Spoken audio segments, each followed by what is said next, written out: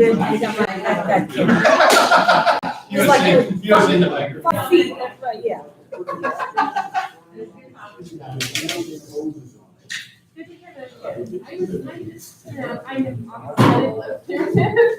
So I don't know much about it, so I didn't know if it would be good or not. Oh, yeah, I know a little bit about it. I'm not clueless to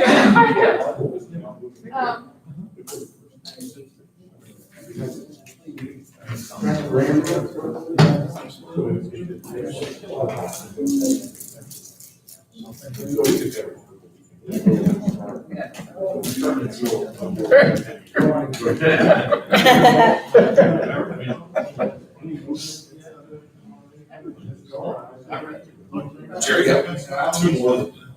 Uh-oh.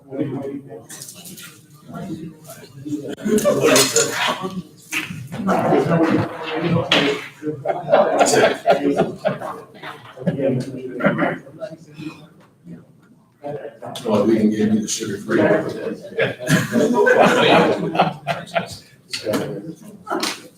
Hey, I saw Kenny's 14th birthday gift on Facebook. Huh? Yep. He likes it. I bet. He likes it. We went shooting with it the next day. So it was pretty fun. I'm gonna have to steal this pen. It's very nice. I like it. It's a rollable. You know, you couldn't fill out the election ballot. Couldn't fill out the election ballot with a rollable. It had to be with a ballpoint pen.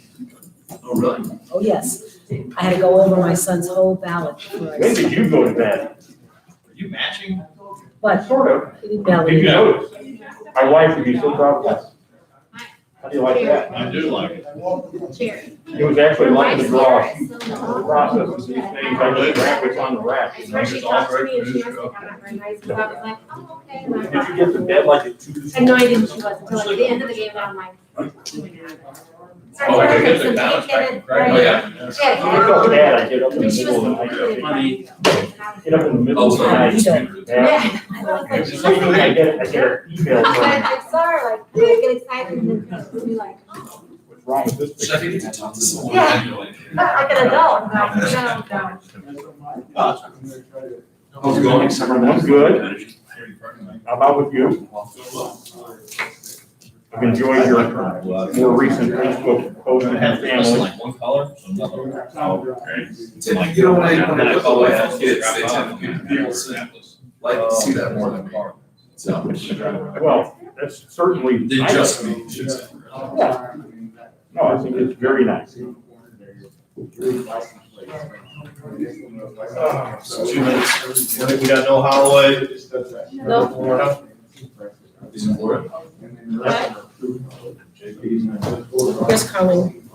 Carlene?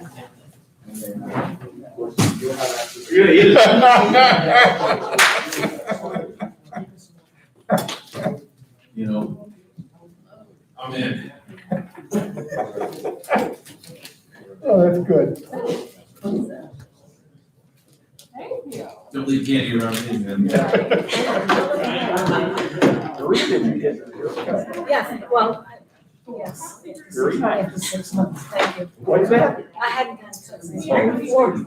It was like the beginning of March. But I actually noticed. Yeah, well, it was long and nasty.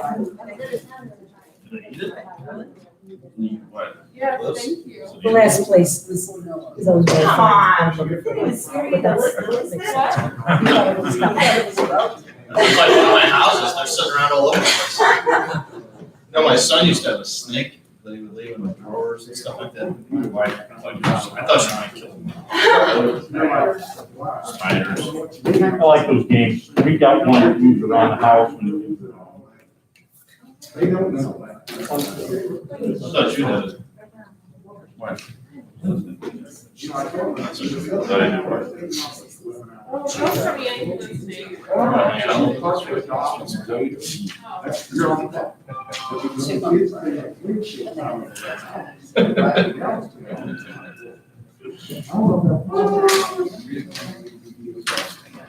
You run this through.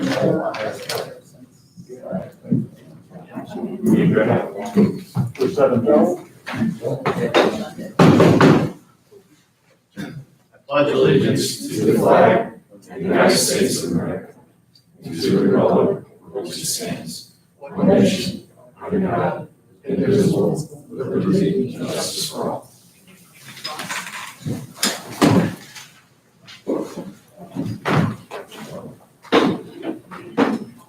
Welcome, good people of Eureka. All right, we've got the roll call Mayor Flower, here. Alderman Dykeman, Here. Patrick, Here. Ms. Freeze. Here. Sir, Here, Murray. Here.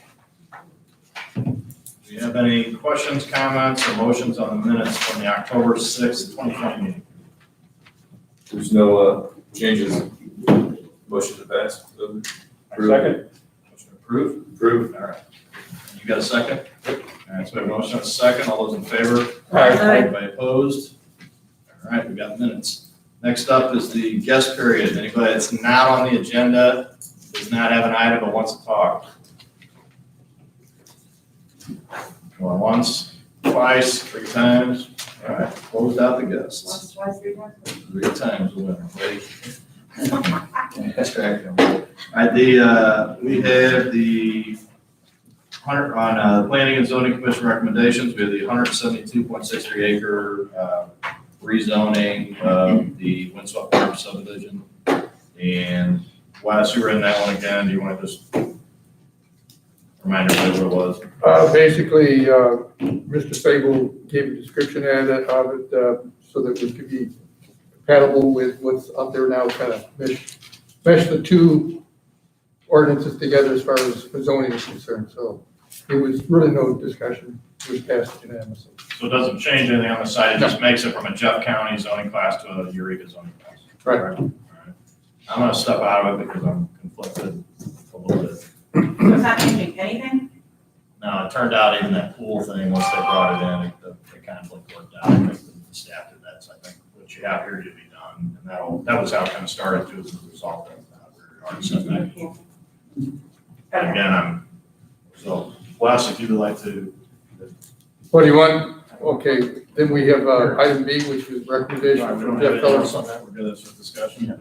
I'm sorry, I'm backing up, that was just the item I thought we had to vote on. So B is fillers representing daily hybrid for the code amendment for medical marijuana facility, the transport facility in M2 industrial. So clarity. Number 6. Wait, what? It's item 6 below, so we'll go to number 5. Are we just gonna, so you just wanna pass, you guys wanna, all right. Wow. All right, so we're gonna do the, bill, you're saying, do I have an issue on that or not? You wanna introduce bill number 2672, which would be the Windswept Farms rezoning. I make a motion to read Bill 2672 for the first time by short term. Second. Motion and a second, all those in favor? Aye. Anybody opposed? And are you abstaining? Nah, I'm not voting on it. Matter? All right, I'm abstaining. He's saying, Okay, I'm doing it. We have a motion, a second on bill number 2672 to read it for the first time. We did. We did, it'll be the For short second. time. Second. In order to, Oh, oh, go ahead. I think we have a first and second, didn't She needs to read it. we? Right. In order to zone an approximately 172.63 acre area to Jefferson County planned single-family residential district. I move we read Bill 2672 for the second time by short term. Second. All those in favor say aye. Aye. All opposed, hearing none. In order to rezone approximately 172.63 acre area to Jefferson County planned single-family residential district. I make a motion to read Bill 2672 for the third time in short time. Second. All those in favor say aye. Aye. Opposed, hearing none, motion passed. In order to zone approximately 172.63 acre area to Jefferson County planned single-family residential district. I move we adopt Bill 2672 into ordinance by roll call vote. Second. Alderman Kilpatrick, Yes. Dykeman, Yes. Ms. Freeze, Yes. Murray. Yes. Should I be voting? Yeah, but I will vote yes. So I'll give you votes. Sorry. So bill number 2672 will be our ordinance 2558. 2558. Back. You're back. I'm confused just from staff. Normally, we've done A and B in the discussion first before we vote on it, right? Well, we can go ahead and do a I don't care, I discussion just of D don't right want- now if you want. No, I'm just saying, Yeah. I just want to make sure I don't look like I'm with them again.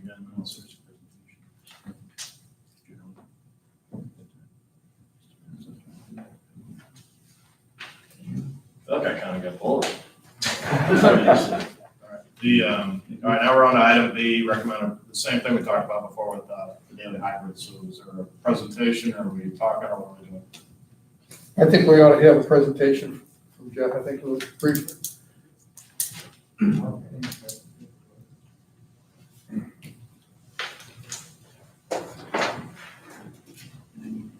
Hey, how are you? Jeff Dillers, 218 Pleasant Valley Estates, Eureka, Missouri.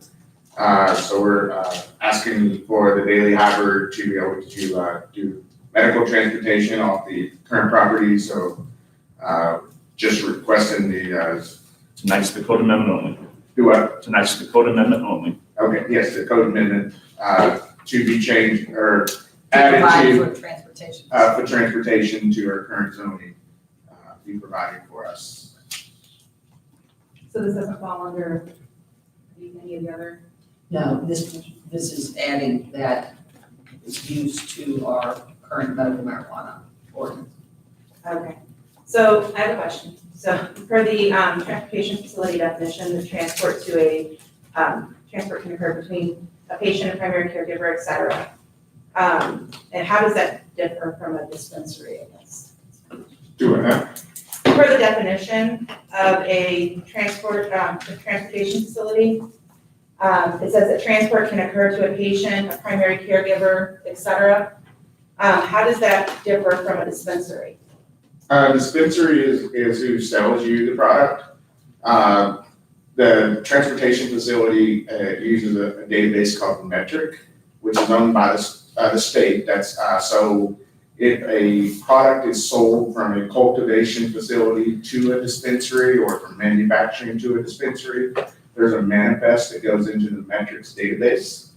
And at that point, they contact a transportation company that's close by because they don't want to have somebody from Kansas City come out here and pick something up. We can accept that order as a manifest. We send a driver out with that manifest. They pick up the product. They take it from A to B. There's no storage of the products on site. All we are is picking it up and dropping it off per the state guidelines. Once that manifest is received, our Director of Transportation contacts the Highway Patrol Office. They submit our route and the time of the day that it's going to be on the highway.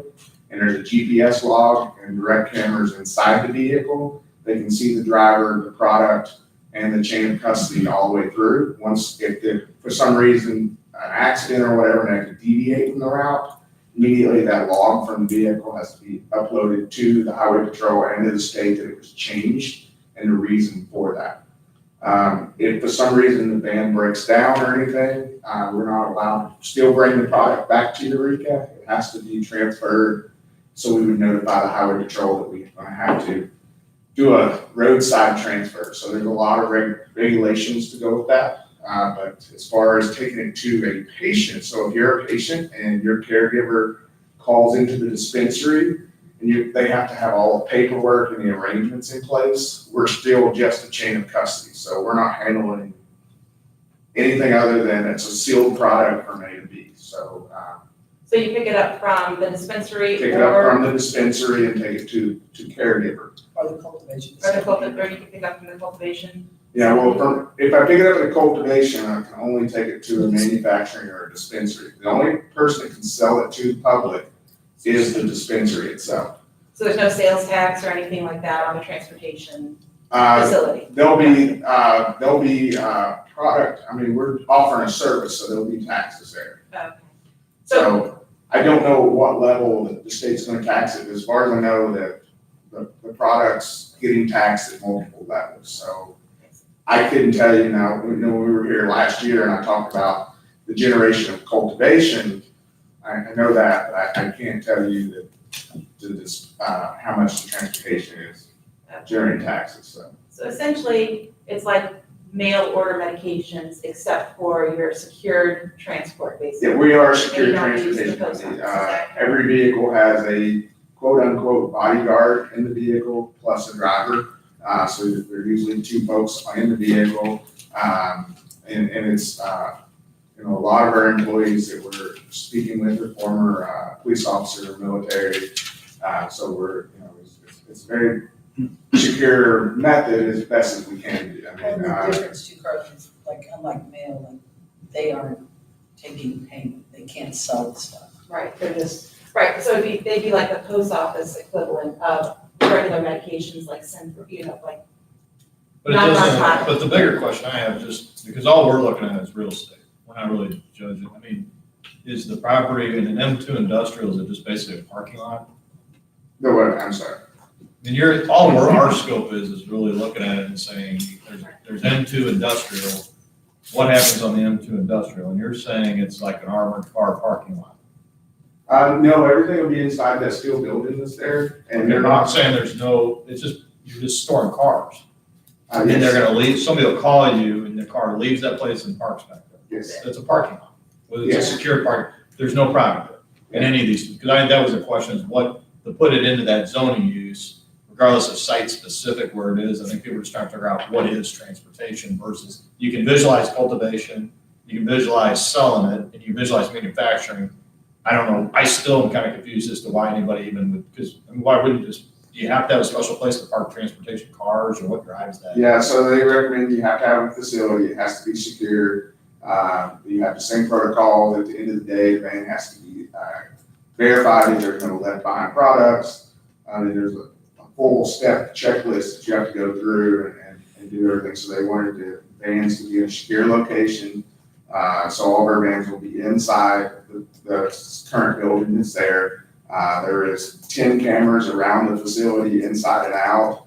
There's access controls, two-factor authentication, facial recognition, and everything that's been, just to get into the building. In fact, our new scanner checks for thermal, so it's COVID approved. So it checks your temperature and if you're wearing a mask before you can even come into the building to start your day.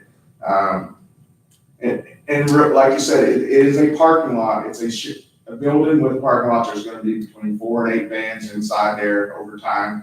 There'll be 1 to 2 employees on site. There'll be a security person and the director of transportation. The rest is going to be, Jerry grabbing a van and going out for the day. He should have a whole list of stops to do. I mean, we're covering the whole state of Missouri, so. And all of the infrastructure and all the details that you're sharing are essentially just expressing the state certification and licensing requirements, is that correct? That's correct. And then we have jurisdiction over some of the laws that we can, Well, for instance, the proximity of the facility from a school or a daycare, that's under yeah, all you're doing tonight is passing the zoning passing the zoning. to make this something that they can apply under. And then they'll come back on a special use permit, which will have a site plan, they'll talk about any site improvements they're making, they'll talk about, they have to provide, if you look in the ordinance, it says that the things that they have to give you, a security plan and those kind of things. You'll have all that when they apply. So before the next stage, then, will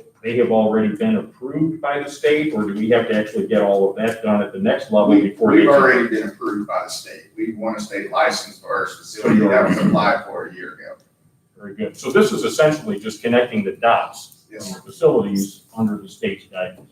Well, it's we've never had a proposal of any kind, so we didn't know. And originally, I think there were all sorts of lights side, they were originally looking at as a cultivation facility, they've had different plans for it, and that's why I was asking. That was gonna be my question. Why didn't we have the transportation as part of the original I don't even ordinance? think we knew it existed. So it's new. Yeah, that's what I'm saying, is it's not really, Right, no, I know. it's weird that it's even a marijuana thing, because it's over here, it's a place to park trucks, so it doesn't, it's kind of, the only, like I said, the issue I think, and again, we can get into it, that the scope of what we're looking at, that would just be, hey, do you even want to consider, we gotta decide tonight, Sure. would you even consider doing this in an M2 industrial? We obviously already have cultivation, we allow other things in an M2 industrial, so I don't know that that's the biggest issue. But I do think, just as a heads up to you on it, I do think there are concerns with, I know I have them, I've talked about before on the with the accurate crossing that we have in there, because when you get to site specific, there are gonna be some questions we have about those type of things, because this just gets you the ability to, if we make the change tonight, it gets you the ability to apply. But I know we've got concerns specific to that site that I think people will wanna talk about, because that's, we've got a bunch of different railroad projects and things that are going on through that corridor. So we need to get in and kind of talk about that on the nitty gritty if they pass it, just the site specific issues if they're doing that there. Okay, But and this if, is just for the ordinance. This is just but if you didn't do it tonight, you wouldn't even talk about it, you'd say, right, Can- but if can we, I'm sorry, go ahead. Sorry, can you transport anything besides marijuana? We'd be transferred, we can take back the payment to the cultivation facility. So they could be money transferred depending on the agreement with the cultivation and the cultivation selling it to the dispensary or manufacturing selling to the dispensary. But you can't use it for anything else, like if there's a bunch of vans sitting there doing nothing? Yeah, They'd have to get their special use permit, they'd have to come in and get zoning authority, whatever they use. Yeah. So it depends on what he applies for. Right. If we were to say no and oppose it, this activity still takes place with other transportation companies servicing medical marijuana facilities, dispensaries, et cetera, within Eureka anyway, if they're Well, he's the only one that's got a transport license from the state in Eureka. in Eureka. So there are other transports, and again, I don't think there's an issue in general from what we passed So ordinance, it's I think it was a- just more of a clarification. I just think on the site specific, I think we need to get, when we get in that, because that is an issue, that site is. Right, so this is just in line with everything else that's been passed previously. I think the only concern the concern I had is if transportation meant that you were actually kind of a mix, or you could keep or store marijuana in trucks and stuff on site. And I was more concerned about what is the facility, is it a temporary storage facility, or, I just want to make sure we understand what it is. But if all it is a place to park trucks, there's not a lot of difference between this and I have no issues with it whatsoever, I was just trying to understand, Yeah, that's it. the Constitution says that you cannot store the product. It has to be delivered within 24 hours of picking it up. But you cannot go back and sit on it all afternoon or at the facility. It has to be en route once you pick it up, and that's in the constitutional guidelines. But that's what you're saying in here, is you're never gonna have the product, the medicine, I'm sorry, sitting inside the truck in that facility. Those big cars.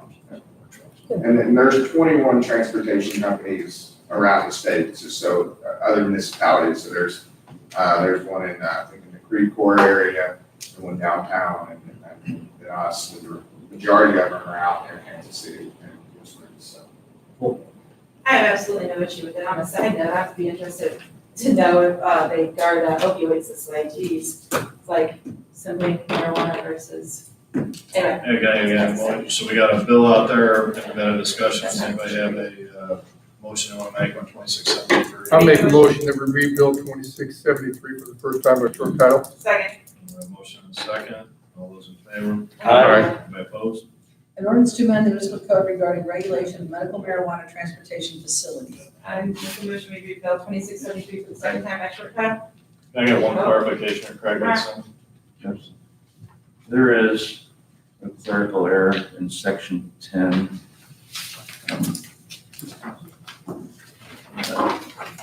In this section that states 23-111.2, the word dispensary should not be there. So we need to strike that because these provisions are applicable to all such uses, not just that one. Okay. It's a clerical error. We have to start over with motion one. Second, So we need to do anything, motion to say, hey, we're doing it as. As amended. As amended. Yeah. All right, and that would be the second? Yeah. All right. Yeah, we say it all over again? No, you just say, I'm making a second, you're making a second on that motion as amended, Okay, that ordinance. I make a motion that we read Bill 2673 for the second time by short title as amended. Awesome. Yeah. in section four. There you go. Second, We got a motion and a second, all in favor? Aye. Anybody opposed? An ordinance to amend the municipal code regarding regulation of medical marijuana transportation facilities. I make a motion, we read Bill 2673 as amended, for the third time. The short time. second, 2 seconds, all right. We got the- is that it? An ordinance to amend the municipal code regarding regulation of medical marijuana transportation facilities. I make a motion to adopt Bill 2673 as amended into ordinance by roll call vote. Second. Alderman Kirkpatrick. Yes. Dykeman. Yes. Squeezy. Yes. Sir. Yes. Murray. Yes. Thanks, Jeff. All right, we're through the bills. And that was bill number 2673, will bear ordinance number 2559. All right, we've got kind of a three-part deal here. So we got the bills for approval, the recurring bills, and we're gonna have Barb kind of run through the financial statement that we've got set up. You guys ready to go on that with the bills for approval? Are there any questions or motions? If there's no questions, or I'll make a move to approve the bills. I'll second. Motion and a second, all those in favor? Aye. Any opposed? All right, same on recurring. If there's no questions, I'll move that we accept the recurring expenditures. I'll second. Motion and a second, all those in favor? Aye. Anybody opposed? Great. All right, Barb, why don't you go ahead and, I'm here to explain the financial statements that I submitted. The first page is the treasurer's report, which is basically just a summary of how much money is at each bank that the city has. And at the bottom, the $14 million is the total fund balance overall. And then this, on the backside is the CDs, so that's just where the money is invested. And the summary of funds ties together or ties into the treasury report, which shows you where all the money is in which fund. So the $14 million will tie back into that summary of funds. When you look at the summary of funds, the only fund that can be spent for anything is the general fund. All the other funds are either restricted or committed, or they have some sort of a legal binding to them where they can't be spent outside that fund. And then if you look at the comparison that I provided after that, is just what it is. It's a comparison of this quarter, this year to last year. So I'll go through and I analyze each line item to see what the variances are. So for instance, the first one, the property taxes. The first thing I do is I look at the budget to make sure that everything is within budget. If there's a variance that is like the 1%, that would flag me to look at that, and that's because that property tax is cyclical. The city doesn't receive those funds until December, January, February of every year. Yeah. And then throughout the year, it just tapers off. But sales taxes, franchise, utility, and every other tax is every month. So sometimes franchise taxes, they might not come in a month, and they might double up the next month, and it might be a timing issue. So I do look at all that, make sure that everything's posted correctly, and the city's getting their funds that are supposed to be coming in. And then if you look down at the water operating and the sewer operating, those funds have increased substantially because we have had water increases, and then rate increases, I'm sorry.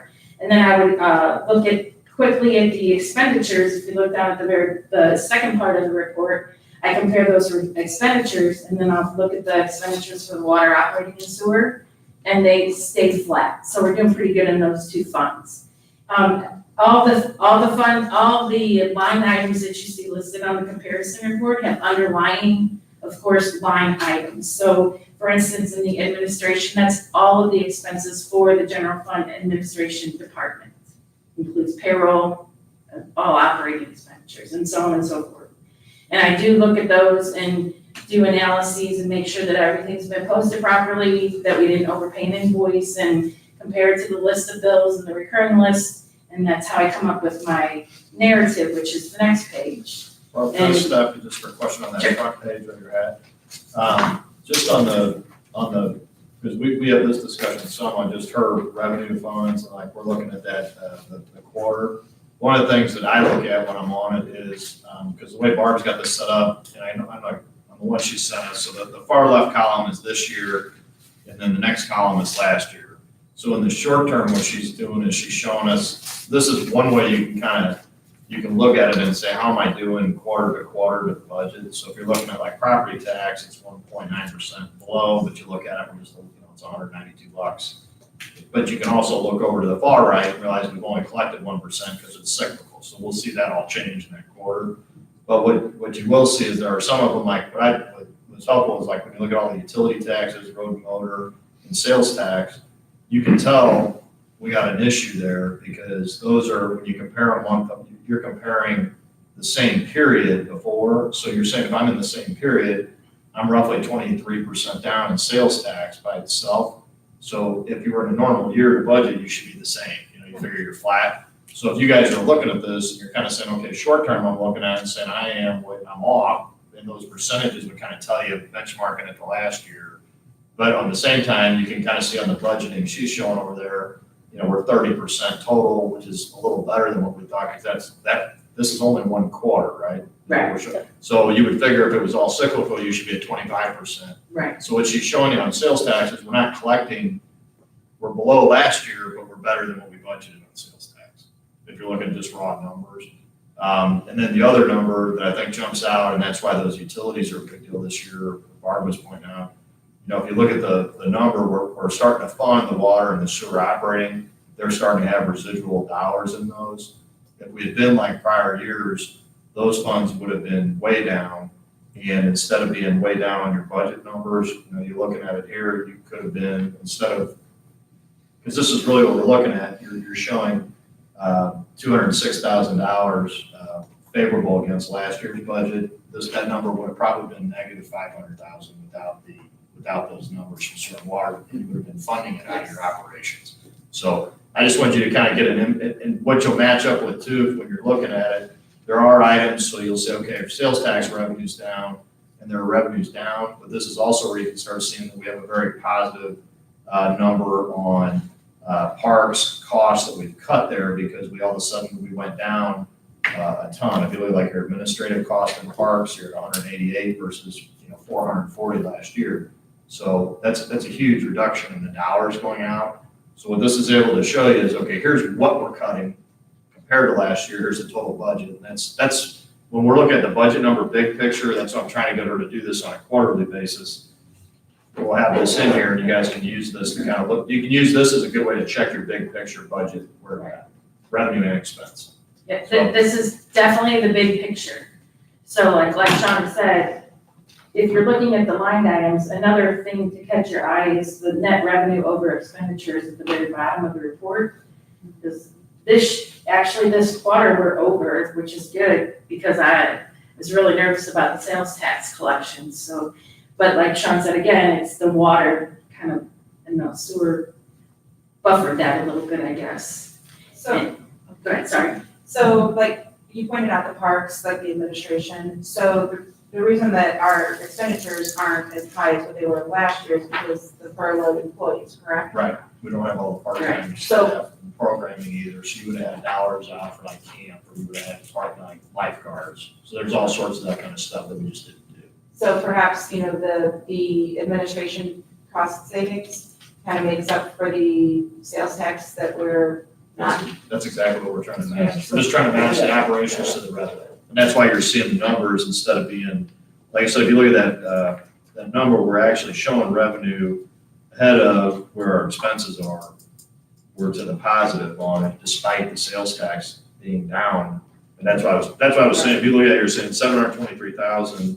Now that doesn't necessarily mean that's all in general revenue that we can spend on anything, because a lot of that's in specialty things like capital improvement funds or certain allocated accounts or Prop P so they're not all general money, but overall, what this is reflecting is that the board is managing the funds about as well as you can in the situation. You're not bleeding all these accounts down real bad because you're watching the expenses against the income.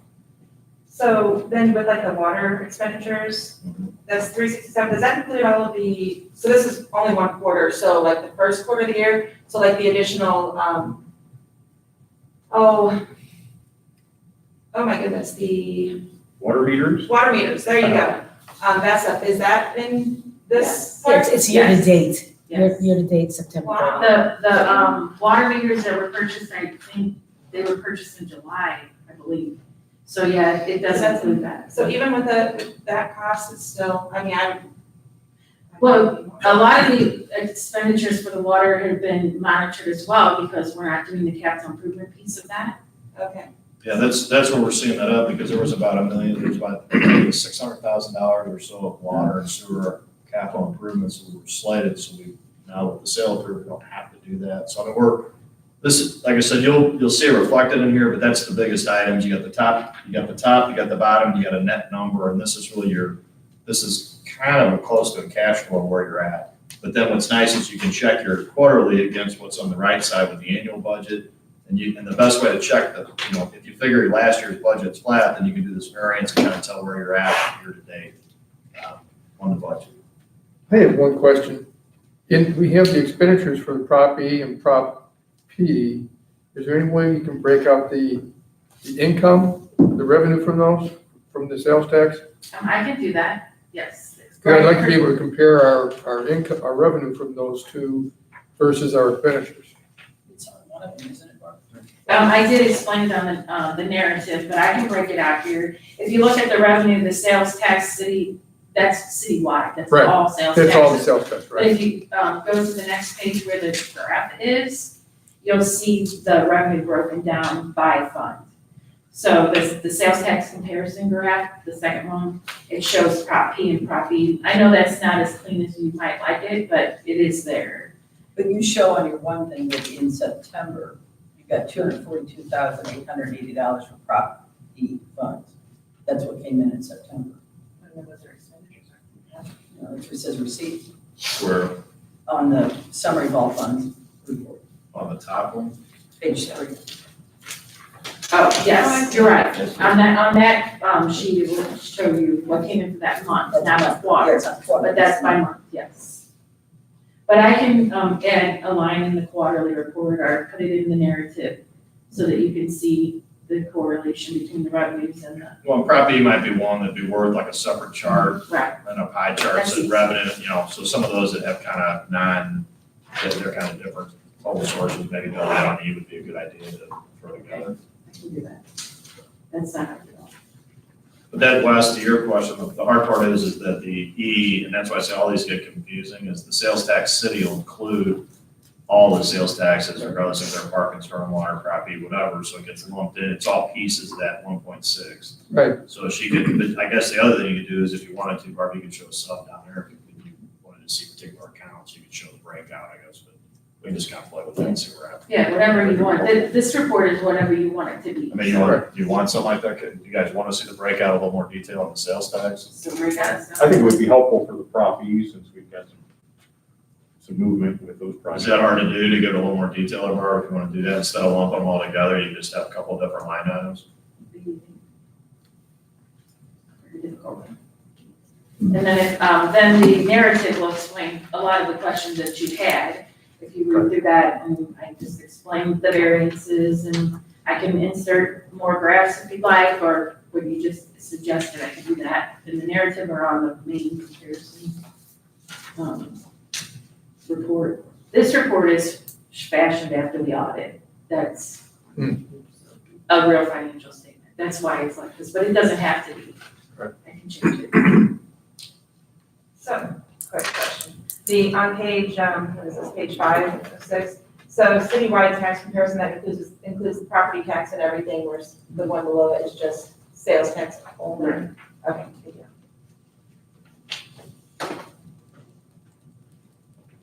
Yeah.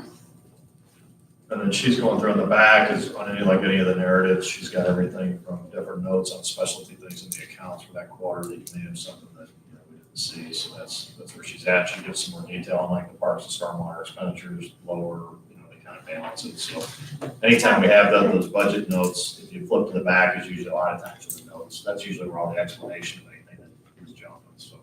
But we'll have that format. Did you have anything else that jumped out at you when you're looking at it, or what was your overall impression based on, coming from where our budget was? I think we're doing pretty good considering the environment with the COVID.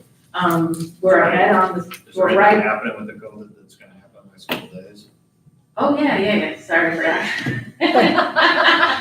He's feeding you, Bob. We're getting the CARES Act money, I'm sorry. So we'll get, 300 and, I have it written down, $354, hopefully by Friday. And then the rest will come after, November 15th, when I have to submit the backup documentation. I'm sorry. No, I get nervous. It's right here. Now, that, what was the total on that? It was, $700,708. And it's going to be mostly to reimburse for the police salaries, actually all of it. But that's the way that ended up working out, is the Fed reg charge, so we can bring in that entire amount applied against police salary, but that also in effect gives us a lot of flexibility in accounting on how to deal with that, so it should get for W's. But if you look at it on our year, it's a pretty big deal, because it gets pretty close to the deficit we had. So between the different, that's something to look at, and we can start, now once we start having that hit, we'll be able to start thinking about, how do we plan a little bit more on what we're doing between now and the end of the year. That'll be nice. And it all goes to the general fund, so that's a good thing. And, I will go to FEMA for the rest of the expenses, so there's about 40,000. So hopefully FEMA will reimburse for that at 75%. All right. Thank you. Much. Good job. Thanks, Barb. Yeah.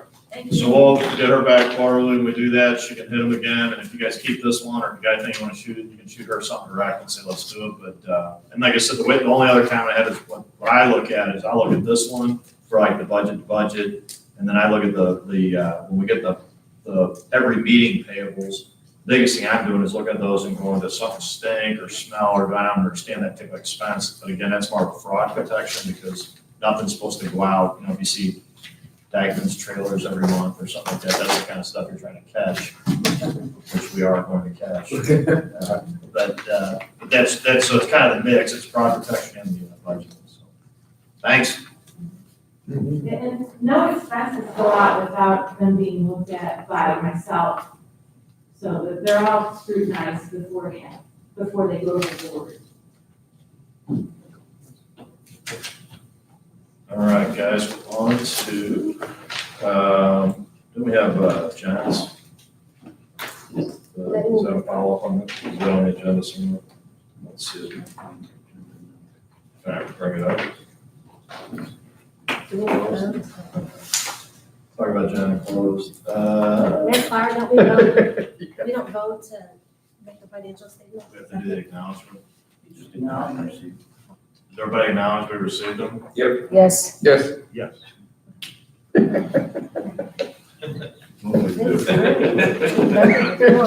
Great job. You are technically right, I'm just a jerk. Yeah. So all right, on comments, I'm gonna go ahead and do mine first. I gave one of these to Caitlin Mary, but we are releasing our flood protection plan. This will be going out to the Corps. I've already had conversations with Representative Wagner, Ollie's office, Floyd Blunt's office. So they're all getting advances of those. Mark Harder's had conversations. I've met with about every stakeholder.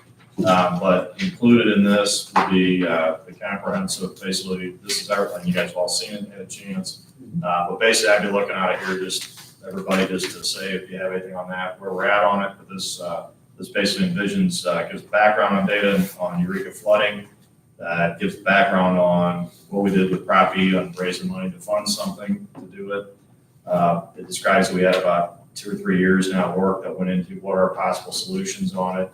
And this lays out a flood wall solution that would eventually, provide basically a 5-year level of protection, which, nothing's perfect, but it would have prevented what's happened in 15 and 17 and any of the ones we've seen. Would be a tremendous difference for the city.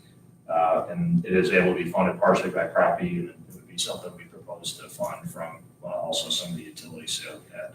So this will be going out, we'll put on the city website. I'm gonna try and promote it a little bit.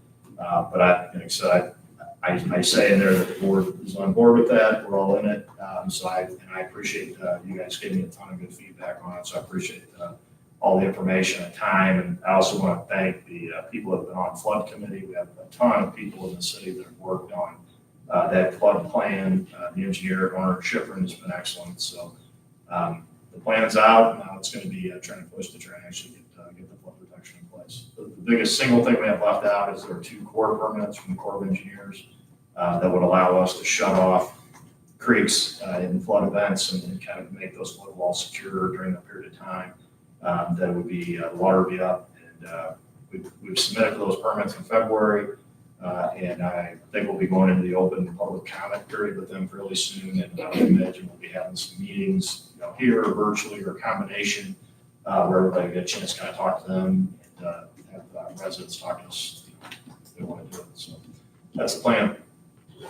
Will this be, is it posted yet on the city's That'll website? go up. I just wanted to Tonight, kind of I have introduce it tonight, and then she'll have it. Very good. It's great write-up. I think it's a big deal. I mean, it's kind of one of those things, especially this year, we've had so much other stuff going on. I go, it's only flooding, hopefully people read it and go through it. And when you say protection for 500-year flood, or which we also call, I guess, a 0.2%, are we talking today's maps that we have for 500-year protection, or are we talking about 500-year protection for when the maps are actually updated? That's a good question. I didn't think of it until now, so I was asked earlier. No. Darn it. No, it's Sorry. No, everything, that was one of the advantages of Owner Schifrin. They had quite a bit of knowledge in that field, so they immediately, they were able to get access early on to the new proposed flood maps.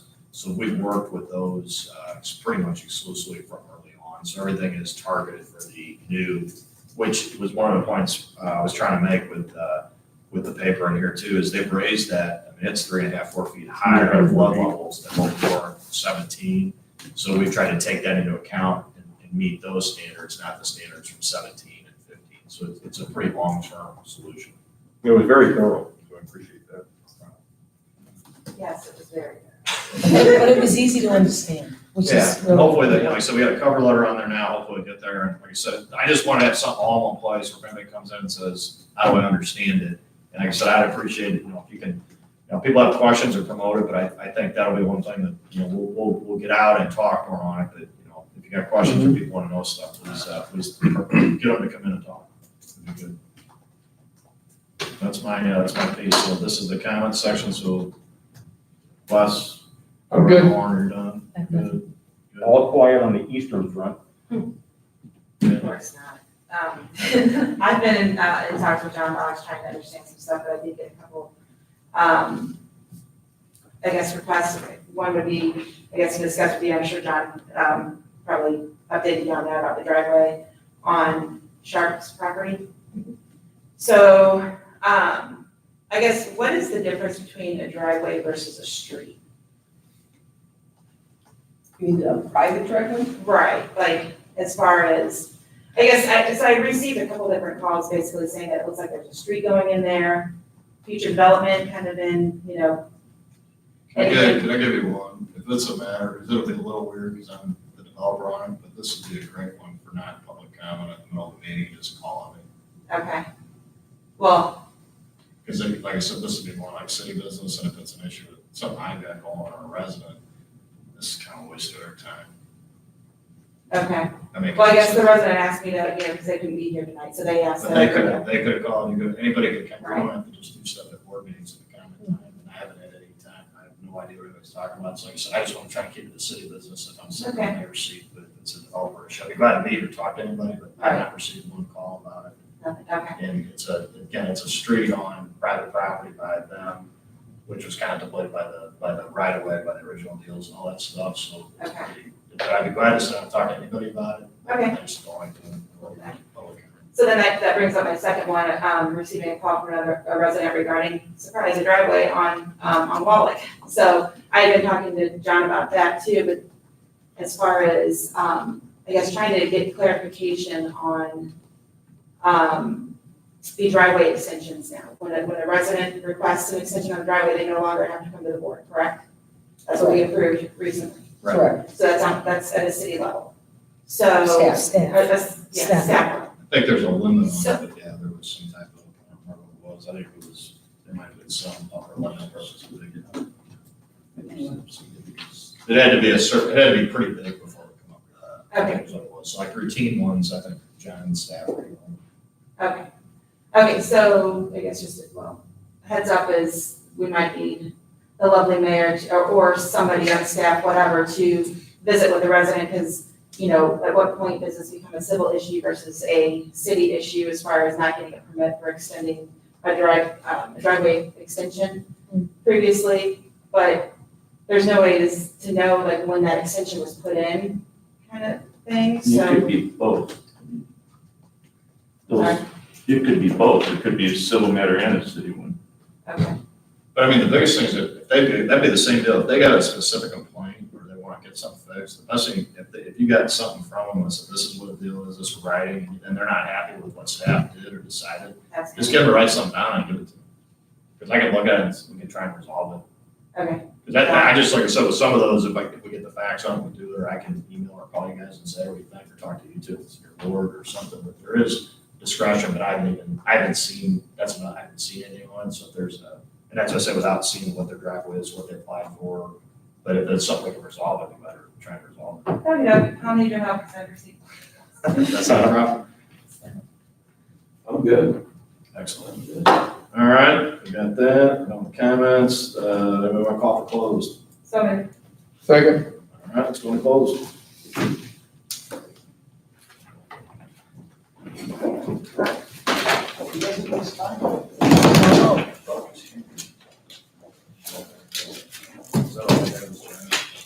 John, and then this, Is